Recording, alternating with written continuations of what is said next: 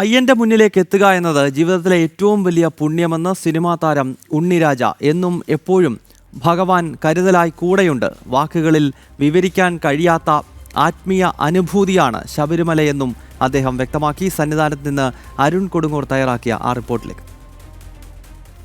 മണ്ഡല മകരവിളക്ക് തീർത്ഥാടന കാലം എത്തിയതിനു ശേഷം നിരവധി പ്രമുഖരാണ് സന്നിധാനത്തേക്ക് എത്തിക്കൊണ്ടിരിക്കുന്നത്. സിനിമാ താരങ്ങളടക്കം സന്നിധാനത്തേക്ക് എത്തുന്നത്. ഇപ്പോൾ ഉണ്ണിരാജയാണ് നമുക്കൊപ്പം ഉള്ളത്, ഇന്നത്തെ ഒരു അതിഥിയായി ഉള്ളത്. ഏതായാലും ഭഗവാന്റെ മുന്നിലേക്ക് വരിക അതൊരു ആത്മീയ അനുഭൂതിയാണ്, ജീവിതത്തിലെ അമൂല്യമായ നിമിഷങ്ങളിൽ ഒന്നാണ് അല്ലേ? എല്ലാ രീതിയിലും നല്ലതായിട്ടാണ് വരുന്നത്. നമ്മുടെ ജീവിതത്തിൽ കുറേ കാര്യങ്ങളൊക്കെ സംഭവിച്ചു.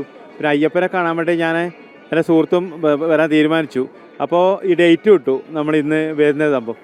അപ്പോൾ പെട്ടെന്ന് ടി വിയിൽ 2-3 ദിവസം പോയി ഭയങ്കര ആൾക്കാർ തിരഞ്ഞു നീങ്ങി അവർക്ക് ഒന്നും ചെയ്യാൻ പറ്റുന്നില്ല എല്ലാം പറയുമ്പോൾ നമുക്കൊരു ടെൻഷനായി.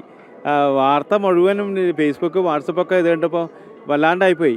പക്ഷേ വരുമ്പോൾ മനസ്സിലായി അത് നിയന്ത്രണത്തിന് ആദ്യം സ്റ്റാർട്ടിങ് ആയതുകൊണ്ട് ചില പ്രശ്നങ്ങൾ ഉണ്ടായതുകൊണ്ടായിരിക്കാം. പക്ഷേ ഒരു പ്രശ്നമില്ല, സുഗമമായ നടത്തിപ്പാണ്, എല്ലാ രീതിയിലും നന്നായിട്ട് വരുന്നുണ്ട്. പിന്നെ അയ്യപ്പൻ നമ്മളെ എന്താ പറയേണ്ടത്, അതൊരു ലോകൈകനാഥൻ, അല്ലെങ്കിൽ അത് വരുന്ന സാധാരണ നമ്മളൊരു അമ്പലത്തിൽ പോകുന്ന പോലെ പോകേണ്ട സ്ഥലമല്ലല്ലോ ഇത്. കൊച്ചമയൊക്കെ വേണം, നമുക്ക് കുറച്ച് ക്യൂ നിന്നാലും കുഴപ്പമൊന്നുമില്ല.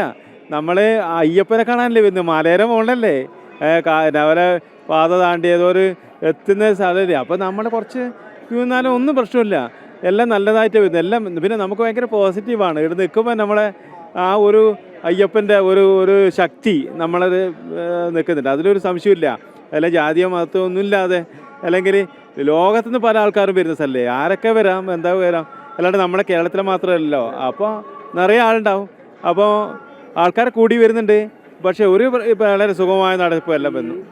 നമ്മുടെ ജീവിതത്തിലൊക്കെ ഭഗവാന്റെ ഒരു അനുഗ്രഹം ഉണ്ടാകുന്ന, അല്ലെങ്കിൽ അദൃശ്യമായ സാന്നിധ്യം ഉണ്ടാകും. ഇപ്പം അങ്ങ് പറഞ്ഞ പോലെ ഇവിടേക്ക് വരാനുള്ള ഒരു നിയോഗം, അങ്ങനെയുള്ള ഒരുപാട് അനുഭവങ്ങൾ ജീവിതത്തിൽ ഉണ്ടായിരിക്കില്ല. ആ ഭഗവാൻ ജീവിതത്തിലേക്ക് തന്നിരിക്കുന്ന അനുഗ്രഹങ്ങൾ എങ്ങനെയാണ്? തീർച്ചയായും അത് ഭയങ്കര അനുഭവം തന്നെയാണ്. നമുക്ക് വരാനൊരു നിമിത്തം വേണം. നമുക്ക് ഒരു പ്രാർത്ഥനയോ അല്ലെങ്കിൽ എന്തെങ്കിലും ചെറുപ്പത്തിൽ പ്രാർത്ഥിച്ച് അങ്ങനെ വരാം, അല്ലെങ്കിൽ നമുക്ക് ഇവിടെ വരാൻ അങ്ങനെ വരാൻ പറ്റില്ല. ഞാനൊരു 25 വർഷങ്ങൾക്ക് മുമ്പേ വന്നിട്ടുണ്ടായിരുന്നു. പിന്നെ ഇപ്പോൾ കഴിഞ്ഞ വർഷം അല്ല 50 വർഷം വന്നു, 2 വർഷം വന്നു. ഭഗവാന്റെ അനുഗ്രഹം നമുക്കുണ്ടാവും, അയ്യപ്പൻ്റെ അനുഗ്രഹം ഉണ്ടാവും.